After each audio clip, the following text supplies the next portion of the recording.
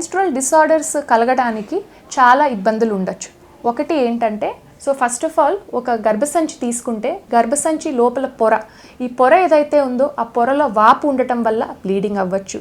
లేదు గర్భసంచి కండరం మసిల్ ఏదైతే ఉందో ఆ మసిల్ ఉబ్బుడు వల్ల అది కూడా ప్రాబ్లం ఉండొచ్చు. దాన్ని అడినోమయోసిస్ అంటాం. లేదా లోపల గెడ్డలు ఉండటం వల్ల, ఫైబ్రాయిడ్స్ అనే గెడ్డలు ఈ మసిల్ లోపల ఉండటం వల్ల కానీ బ్లీడింగ్ అనేది ఎక్కువ అవ్వచ్చు. సో ప్రతి ఒక్కరికి ఫైబ్రాయిడ్స్ ఉన్న వాళ్ళకి బ్లీడింగ్ అవుతాయి అనేది కాదు. పొర లోపల ఉన్నా లేకుంటే ఈ మసిల్ లోపల ఉంది, దానివల్ల బ్లీడింగ్ ఎక్కువ అయ్యే ఛాన్స్ ఉంటుంది.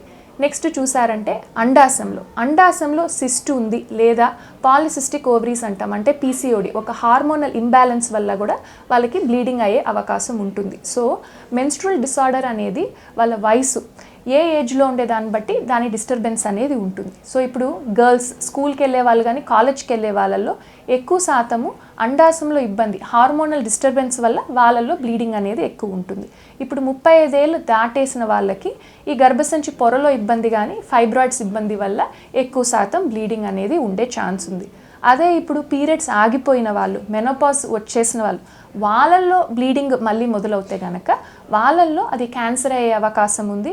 గర్భసంచి పొరలో ఇబ్బంది ఉండటం కానీ లేకుంటే గర్భసంచి ముఖద్వారం సర్విక్స్ అనే దాంట్లో క్యాన్సర్ ఉండటం వల్ల వాళ్ళల్లో బ్లీడింగ్ అనేది ఉండే అవకాశం ఉంది.